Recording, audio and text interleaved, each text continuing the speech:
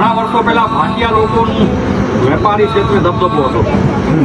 માંડવીમાં ભાટિયાઓ હતા અને અરબસ્તાનના દેશો સાથે એમનો વેપારી કોન્ટેક્ટ ઘણો સારો હતો અને ખાસ કરીને માંડવીમાં ભાટિયા લોકોની વસ્તી ત્યારે હતી વધારે.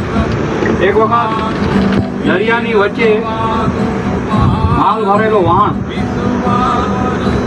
તુફાનમાં રસ્તો ભૂલી ગયો અને અંદર બેસેલા જે વેપારી હતા, ભાટિયા વેપારી, એમણે પરમ કૃપાલુ પરમાત્માને યાદ કર્યા કે અમને કાંઈક રસ્તો દેખાડો, કેમ કે ત્યારે એમનો માલ ને જાન બંને જોખમમાં હતા. બરોબર.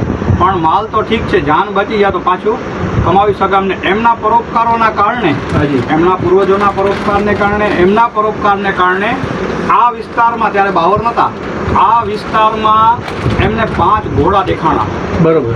એના ઉપર અસવાર 5 વ્યક્તિઓ એવા ઘોડા દેખાણા. એમને ખબર પડી કે આ દિશા અહીંયા જમીન છે, એટલે એમનું વાણ આ તરફ જેમ તેમ કહીને એક કિનારો મળ્યો એટલે અહીંયા સુધી પહોંચ્યું. અહીંયા પહોંચ્યા ત્યારે કોઈ ઘોડા કે અહીંયા હતું નહીં, પણ એમને ખબર પડી કે પરમાત્માએ આપણને આભાસ કરાવ્યો છે. એટલે ત્યારે એ લોકોએ પંજ ઓળા, એમ છેટેથી કચ્છીમાં કહેવાય ને, એટલે 5 ઘોડા એમ અપરસ થયું.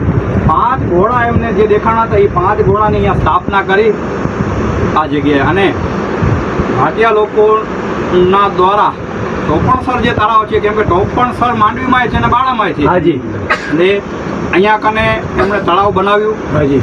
એમની ભાટિયાઓની ત્યાં અહીંયા અતિથિગૃહ રસ્તાઓમાં, એટલે અહીંયા આપણે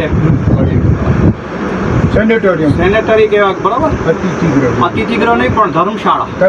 એમણે બધે માર્ગો માટે ધર્મશાળા, અવાડાઓ ને એવું બધે સારા કામો કર્યા. કેમ કે આ ભૂમિ ઉપર એમનો જીવ બચ્યો હતો ને અહીંયા કોઈકે એમને એવી દિશા બતાડી હતી કે તમે આ બાજુ આવો.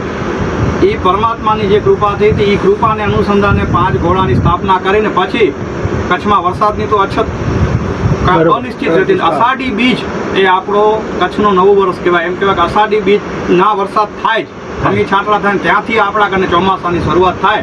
પણ ક્યારેક વરસાદ મોડાવેલો થાય તો અહીં દરિયા કિનારે આખું ગામ લોકો શ્રદ્ધાપૂર્વક આવી અને પંજોરા પીરે જેમણે એમને તાર્યા હતા એ વરસાદ આપી અને ખેડૂતોને ને પ્રજાને તારે એવા ભાવ સાથે અહીંયા પતરીની વિધિ થતી અને વરસાદની માંગણી કરતા વિવેક ગામ લોકો.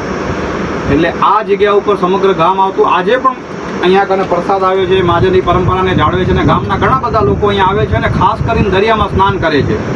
અને એક પણ એવી ઘટના અત્યાર સુધી નથી બની બાળાના દરિયામાં કે કોઈને નુકસાન થયું હોય. બાળાના દરિયામાં કોઈને અહીંયા નુકસાન નથી થયું. એમાં પણ પંજરા પીરના આશીર્વાદ હોય. આપ સૌ અહીંયા કને શ્રદ્ધાભાવથી પધાર્યા છો.